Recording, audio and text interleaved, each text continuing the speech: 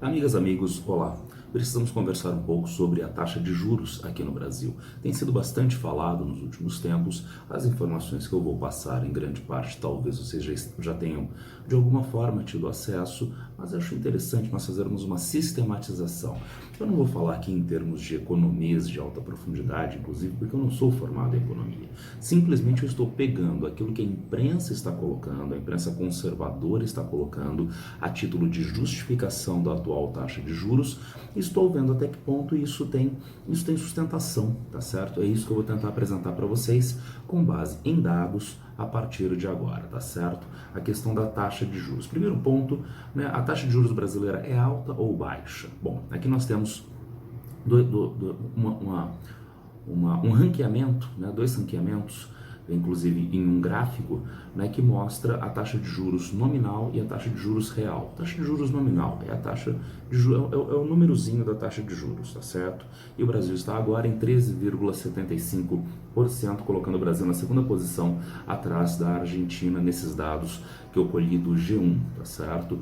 Mas essa é a taxa de juros nominal. E a taxa de juros real? A taxa de juros real traduz a taxa de juros nominal menos a inflação do período esperado. E nessa taxa de juros real, o Brasil está na primeira posição. Tá? Nós somos o líder mundial em taxa de juros reais. Recentemente eu fiquei sabendo alguns economistas que tentam justificar, né, a ideia da atual taxa de juros, publicaram um artigo no meio de imprensa, Folha de São Paulo, Estadão, alguma coisa assim, tentando mostrar que o Brasil não é o primeiro colocado mundial na taxa de juros reais. Eles fizeram um malabarismo mental enorme para provar que o Brasil é o segundo colocado. O México está à nossa frente. Ah, que bom!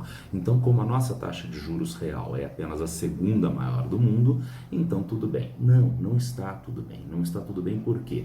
Para que serve os juros, gente? Aquela informação básica. Então, se os juros estão tão elevados, por que os juros estão elevados? Né? O argumento é para deter a inflação, tá certo? Então, quando você aumenta a taxa de juros, você controla a inflação. Controla a inflação por quê? Por dois motivozinhos básicos, né? Primeiro, você tem um custo maior de transação do dinheiro quando os juros estão mais altos. Fica mais caro emprestar o dinheiro. Então, o primeiro ponto importante. Será que você vai comprar a prazo se os juros estão elevados? Não vai. Então, a pessoa compra menos, a economia fica desaquecida, diminui a demanda, diminui as compras, tá legal? Mas tem uma segunda coisa, o empresário, ele empresta menos do banco para fazer investimento, porque o custo desses empréstimos, o custo está elevado, então ele empresta menos e faz menos investimento, inclusive porque não apenas o custo está elevado, ele sabe que com juros elevados a economia fica desaquecida, então há desaquecimento econômico, e você controla a demanda, diminuindo a chamada inflação de demanda. Aí que vem os dois desdobramentos ruins. O primeiro desdobramento ruim desta análise é a nossa inflação brasileira ou mundial atual é inflação de demanda? Não, é inflação de oferta. Houve Covid, está havendo ainda, estamos na pandemia Covid-19, a OMS não decretou o fim da pandemia, né? Mas em 2020, 2021 havia distanciamento social para evitar o contágio e a superlotação dos serviços médicos com o avanço das mortes. E dado o distanciamento social, as atividades econômicas em escala mundial foram paradas e quando reativadas estavam desarticuladas. É a desarticulação das cadeias de valores globais, que se tornou mais acentuado com a manutenção da política, do ponto de vista sanitário eu diria correto, mas a manutenção da política de Covid-0 na China. Então a gente tem desarticulação das cadeias de valores globais e não inflação de demanda. E essa desarticulação, esses problemas internacionais de oferta, ficaram ainda mais graves na guerra da Ucrânia. Lembrando que Ucrânia e Rússia são dois dos principais jogadores mundiais na produção de produtos agrícolas. A Rússia é um dos principais jogadores mundiais na questão dos combustíveis, aumentando o preço dos produtos. Então, a nossa inflação não é inflação de demanda, é uma inflação mundial de oferta, que não deve ser combatida com o aumento de juros. Bom, mas talvez haja uma questão aí, não é? Talvez, apesar de a inflação mundial ser de oferta, mas talvez a nossa economia esteja aquecida, a indústria, a agricultura, o consumo está indo a todo vapor, não é? Bom, não é o que os dados mostram. Vejam esse gráfico do jornal Valor, no dia 9/11/2022, e nós temos o desempenho da indústria, tá certo? Comparativamente ao quarto trimestre de 2012, então a gente parte de um valor cheio no quarto trimestre de 2012, 100% de atividade econômica. E onde nós estamos no último trimestre de 2022? A indústria está entre 90% e 75% do que ela produzia em 2012. Em especial a indústria de alto valor agregado, de alta intensidade tecnológica. Então, será que a economia está aquecida? Poxa, André, mas não se trata da indústria, se trata do consumo. Ah, sim, sim. Veja aí o dado do DIEESE, né, agora para 23 de janeiro de 2023, quanto que o salário mínimo compra de cestas básicas. Então tá todo mundo comendo pra caramba, né? Consumindo pra caramba. Não. Porque lá pelos idos de 2011, 2012, o salário mínimo comprava mais de 2,1, 2,07 cestas básicas. Em 2018, comprava 2,18, 2,15 cestas básicas, tá legal? E agora tá comprando na faixa de 1,5, 1,6. Então diminuiu o poder de compra do trabalhador. A nossa economia está paralisada, a nossa economia está totalmente desaquecida, né? E daí vem o aumento da taxa de juros, que combate a inflação de demanda, e a nossa inflação não é de demanda. Aumenta a taxa de juros, que desaquece o consumo, mas o nosso consumo já está desaquecido. Então para que essa taxa de juros? O que dizem os nossos doutos economistas acerca dessa taxa de juros nos meios de imprensa? Eles dizem como no UOL: se o governo conseguir apresentar uma âncora ou regra fiscal que sinalize controle do crescimento dos gastos públicos e controle da dívida, haverá espaço para a redução da taxa de juros. Ah, perfeito. Então o problema são os gastos do governo, que estariam muito elevados. Mas vamos dar uma olhadinha no passar do tempo? Olha só esse gráfico do site Poder 360 para 30 de janeiro de 2023. Então nós encontramos uma trajetória da dívida pública frente ao PIB que cresceu de 2006 até 2021. Eu espero que sim, né? 2021 a gente ainda tinha as piores consequências do início da pandemia Covid-19 e o governo tinha, como todos os governos do mundo, entrar com gastos e investimentos para compensar os problemas ligados à Covid-19 e chegamos a quase 90% de dívida pública frente ao PIB. Mas desde então veja o que aconteceu com a trajetória da dívida. Ela caiu e hoje nós estamos com 73,1%, tá certo? Então os economistas, tem que diminuir a dívida. A dívida está diminuindo. E sabe por que está diminuindo? Vejam este outro gráfico que mostra o superávit primário do governo. Essa outra tabela, desculpa, que mostra o superávit primário do governo. O superávit primário, grosso modo, são os gastos do governo, né, as receitas do governo menos os gastos do governo, tá certo? Disso excetuando-se os gastos com pagamento de dívida. Então nós temos aí, no período de 12 meses até fevereiro de 2022, um déficit de 6 bilhões de reais. Entretanto, no último ano, até agora, fevereiro de 2023, nós temos um superávit de 34 bilhões de reais, acumulamos superávit primário nos últimos 12 meses. Então a dívida está em queda e o governo está apresentando superávit primário. Existe uma perspectiva de este ano, no começo do próximo ano, haver déficit primário? Sim, mas pequeno e que não é relevante. Não é relevante, sabe por quê? A nossa dívida não é uma dívida em moeda estrangeira. A nossa dívida é em moeda nativa, é em real. Aí aparece uma distinção fantástica entre Brasil e Argentina. São dois países, como todos os países do mundo, que têm os maiores problemas na atualidade. E alguns problemas brasileiros e argentinos são semelhantes e merecem um tratamento comum. Mas da dívida, não. A dívida argentina é em dólar, é em moeda estrangeira, e a Argentina tem uma enorme dificuldade para acumular moeda estrangeira na atualidade, como o Brasil também tem. Só que o Brasil tem uma vantagem. nos anos 2000, ele já acumulou mais de 350 bilhões de dólares de reservas cambiais. Então o Brasil não tem problema de dívida em moeda estrangeira. Essa nossa dívida, que está em trajetória declinante, é uma dívida em moeda nacional e nenhum país quebra por dívida em moeda nativa, na sua própria moeda, tá certo?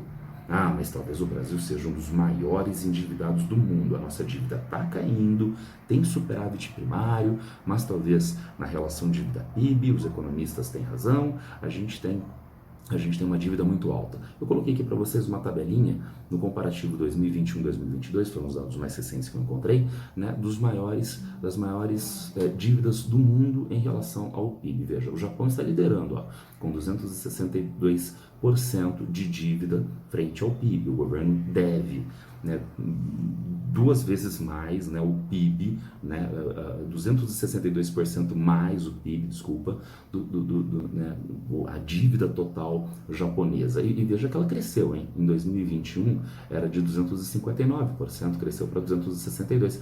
Vamos achar o Brasil nessa tabelinha? Venezuela, Grécia, Sudão, Singapura, ó, tigre asiático, hein? Tá na lista. Líbia, Itália, ó, União Europeia, e tá na lista, né? Cabo Verde, Estados Unidos, subiu de 127% para 129% do PIB. Mas cadê o Brasil?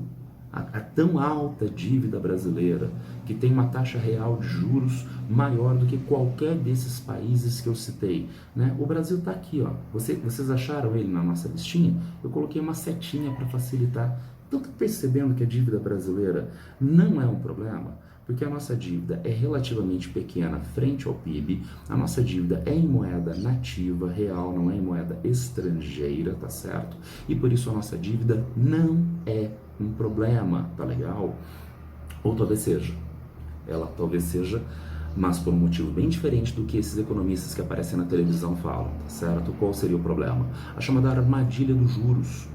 Porque quando o governo aumenta a taxa Selic, né, a taxa de juros, né, sob pressão do mercado para conter a inflação, e essa pressão do mercado tem por justificativa os gastos do governo, o governo gasta demais, tá certo? Ótimo, só que a taxa Selic baliza a dívida do governo junto aos credores aqui no Brasil. Então, quando o governo aumenta a taxa Selic, ele aumenta a sua dívida. E o que o mercado diz? Enquanto a sua dívida estiver alta, a taxa Selic tem que continuar alta ou cada vez mais. Daí a gente entra numa armadilha, daí a gente entra num ciclo vicioso. Vejam o que nos disse Ladislau Dalbor num artigo no site da CUT. Ele disse: a taxa de juros do Banco Central nada mais é do que a propressão indébita, porque tira entre 600 e 700 bilhões de reais ao ano de dinheiro público. É o que o governo paga anualmente na sua dívida para credores aqui no Brasil, gente. Então são 600, 700 bilhões. E cada 1% de juros que aumenta na taxa Selic, aumenta, vejam, 38 bilhões de reais da dívida pública. Então você aumenta os juros, aumenta 38 bilhões de reais na dívida pública, e depois vem o mercado dizendo: a dívida está muito alta, então os juros têm que manter-se, precisam serem mantidos mais altos. Não, é óbvio que não. E ainda só para uma última comparação, vejam, a gente paga então mais de 500 bilhões de reais por ano para rentistas, dada a nossa dívida pública por causa dos juros muito elevados. Agora, estão lembrados da PEC da transição no final do ano passado? O governo eleito fez mundos e fundos, deu nó em pingo d'água para aprovar uma sobra de dinheiro no orçamento para gastos com saúde, com educação, com habitação, né? A reativação do IBAMA, a reativação do ICMBio, reativação da FUNAI e assim por diante. E a nossa PEC da transição foi de 168 bilhões de reais. E veja, toda aquela celeuma para que a gente aprovasse um aumento de gastos de 168 bilhões de reais, porque tem gente na fila comendo osso, na fila para comprar osso para comer, tá? Agora o governo paga 600, 700 bilhões de reais por ano para rentista, e nisso tá tudo bem. Mas André, o Banco Central tem que fazer isso mesmo, porque o Banco Central tem que conter A inflação é o que diz a regra, é o que diz o Estatuto do Banco Central. Sim, ele diz isto mesmo. Vamos conferir nesse Estatuto do Banco Central. Ele diz assim no artigo 1º: o Banco Central do Brasil tem por objetivo fundamental assegurar a estabilidade de preços. Ah, tá certo.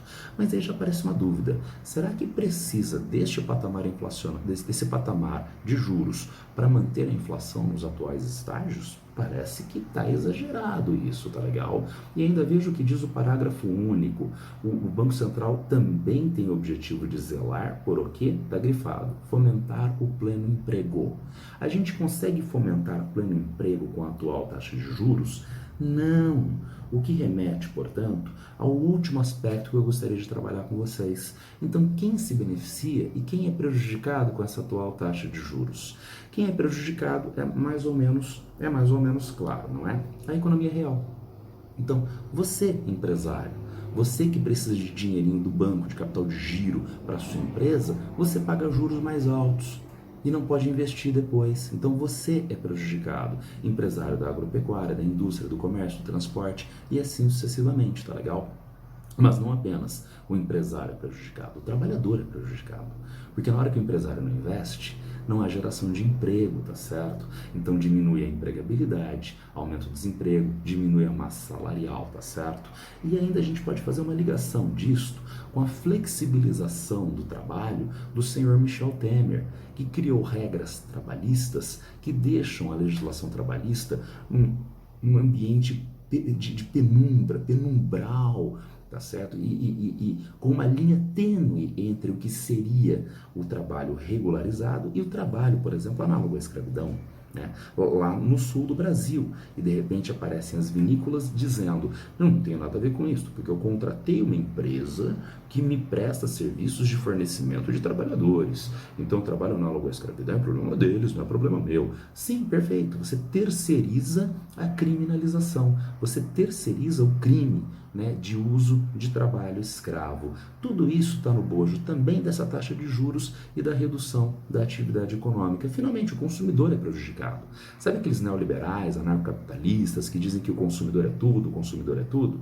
Engraçado, esses mesmos caras defendem a atual taxa de juros. Mas como é que você pode consumir com este patamar de juros sem renda, sem capacidade de crédito? Não pode, não pode. Então todo mundo se dá mal. Não, alguém se dá bem. A Faria Lima se dá bem. O rentista, aquele que tem títulos do governo, aquele que tem títulos da dívida pública e que recebe uma grana fantástica com este patamar de taxa de juros. Só esse se dá bem para que todo o resto da economia, para que todos os indicadores sociais vão se dando mal e cada vez pior, porque a gente está com restrição de crédito no cenário mundial e aqui no Brasil. Restrição de crédito. Porque vejam, dois grandes bancos dos Estados Unidos já quebraram. A gente tem o Credit Suisse, né, da Europa, da Suíça, e ele está em condição pré-falimentar. Hoje o Banco Central da Suíça anunciou 54 bilhões de dólares para tentar resgatar esse banco. Então há restrição de crédito em escala mundial. E aqui no Brasil também.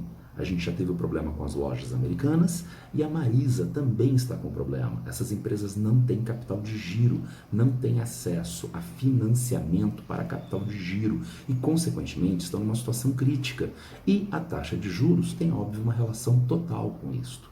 Então, a economia, de fato, tem um prejuízo muito, muito grande com a atual taxa de juros. Ou ela baixa, ou a gente vai ter gravíssimos problemas pela frente. Era isso que eu queria passar para vocês hoje. É um assunto bastante polêmico, é um assunto bastante complexo. Quem tiver alguma dúvida, alguma crítica, já sabe, é só me encontrar a qualquer tempo nas redes sociais. Abraço a todas e todos e boa sorte.